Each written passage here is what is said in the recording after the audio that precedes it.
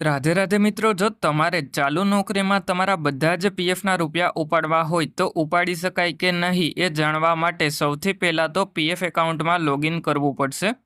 એટલે એના માટે સૌથી પહેલાં તો તમારે તમારા મોબાઈલમાં કોઈ પણ એક બ્રાઉઝર જેમ કે ક્રોમ બ્રાઉઝર અથવા તો ફાયરફોક્સનું બ્રાઉઝર ઓપન કરી લેવાનું.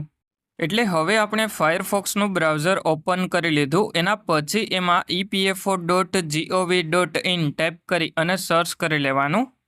એટલે પછી EPFOની ઓફિશિયલ વેબસાઇટ તમારા મોબાઈલમાં ઓપન થઈ જશે અને આ વેબસાઇટની લિંક તમને વિડીયોના ડિસ્ક્રિપ્શનમાં પણ જોવા મળી જશે. એટલે પછી આ વેબસાઇટમાં નીચેની તરફમાં આવી જવાનું અને એમાં વિથડ્રો પીએફમાં એપ્લાય નાવ ઉપર એક વખત ક્લિક કરી લેવાનું છે.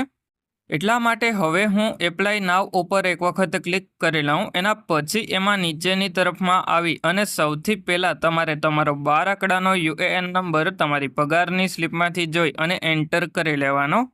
એટલે જેવા તમે 12 આંકડાનો UAN નંબર એન્ટર કરો એના પછી નીચેની તરફમાં પીએફનો પાસવર્ડ જે પણ સેટ કરેલો હોય એ એન્ટર કરી અને પછી એમાં નીચેની તરફમાં આવી અને સાઇન ઇન ઉપર ક્લિક કરી લેવાનું છે. એટલા માટે હવે હું UAN નંબર અને પીએફનો પાસવર્ડ એન્ટર કરી લઉં. એના પછી એમાં નીચેની તરફમાં સાઇન ઇન ઉપર ક્લિક કરી લઉં. એટલે પછી આપણા મોબાઈલ નંબર ઉપર OTP આવી જશે. એ OTP આપણે એન્ટર કરી લેવાનો. એટલે હવે આપણા મોબાઈલ નંબર ઉપર OTP આવી ગયો. આ OTP આપણે એન્ટર કરી અને OTP સબમિટ કરી લેવાનો અને આ OTP આપણે 5 મિનિટની અંદર એન્ટર કરવો પડે. એટલા માટે હવે મેં OTP એન્ટર કરી લીધો. એના પછી સબમિટ ઉપર ક્લિક કરી લેવાનું. એટલે પછી આપણે આપણા PF એકાઉન્ટમાં લોગિન થઈ જશું. એટલે જેવા આપણે PF એકાઉન્ટમાં લોગિન થઈ જઈએ એના પછી ઉપરની તરફમાં આ 3 લાઇન ઉપર એક વખત ક્લિક કરી લેવાનું અને પછી એમાં નીચેની તરફમાં આવી અને મેનેજ ઉપર ક્લિક કરી લેવાનું અને પછી KYC ઉપર ક્લિક કરી લેવાનું. અને પછી સૌથી પહેલો ઇમ્પોર્ટન્ટ પોઈન્ટ એ છે કે તમે બેંકની KYC કરેલી હોવી જોઈએ અને જો તમારે 50,000થી વધારે પીએફના રૂપિયા ઉપાડવાના હોય તો પાન કાર્ડની KYC પણ કરેલી હોવી જોઈએ. એટલે હવે આપણી બેંકની KYC verified online by bank થઈ ગઈ અને પાન કાર્ડની KYC પણ અપ્રૂવડ થઈ ગઈ.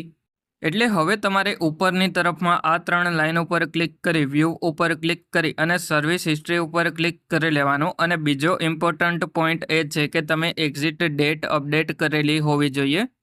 એટલે જેવી તમારી એક્ઝિટ ડેટ અપડેટ થઈ જાય એના પછી ઉપરની તરફમાં આ 3 લાઇન ઉપર એક વખત ક્લિક કરી લેવાનું અને પછી એમાં ઓનલાઈન સર્વિસીસ ઉપર ક્લિક કરી અને એમાં 1 મેમ્બર 1 EPF એકાઉન્ટ ટ્રાન્સફર ઉપર ક્લિક કરી લેવાનું.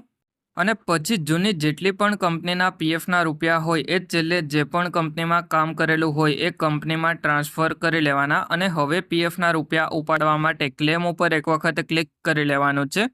એટલે જેવા ક્લેમ ઉપર ક્લિક કરીએ એના પછી સૌથી પહેલાં તો બેંક એકાઉન્ટ નંબર એન્ટર કરવાનો અને જે પણ બેંકની KYC કરેલી હોય એ બેંક એકાઉન્ટ નંબર એન્ટર કરવાનો અને વેરીફાઈ ઉપર ક્લિક કરવાનું. એટલે પછી ટર્મ્સ એન્ડ કન્ડિશનમાં યસ ઉપર ક્લિક કરી લેવાનું.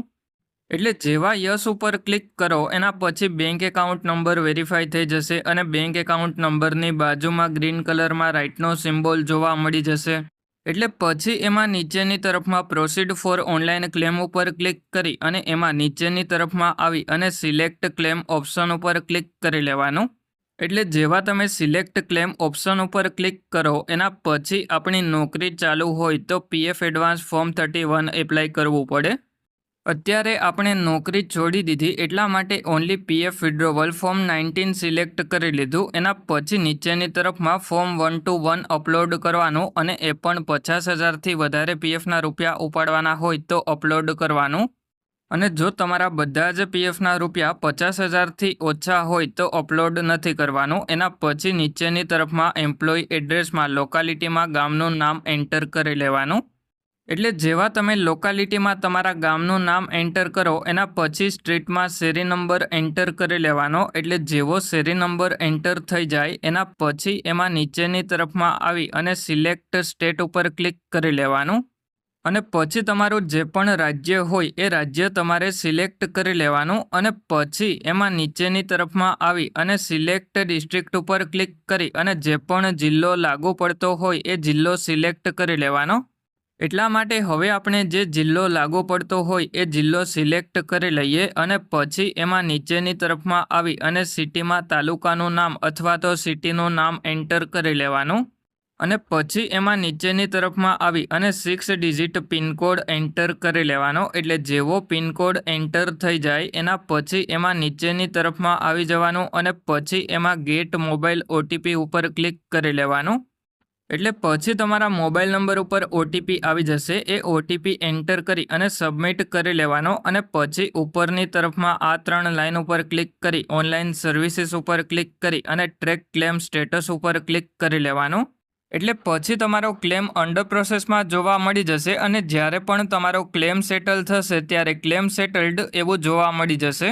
એટલે હવે જો તમને તમારા પીએફ એકાઉન્ટમાં કોઈ પણ પ્રકારનો પ્રોબ્લેમ આવતો હોય તો મને કમેન્ટ કરીને જણાવજો અને તમારે કોઈ પણ પીએફનું કામ મારી પાસે કરાવવું હોય તો મારો મોબાઈલ નંબર તમને આ વિડીયોના ડિસ્ક્રિપ્શનમાં જોવા મળી જશે, ત્યાંથી મને કોન્ટેક્ટ કરી લેજો.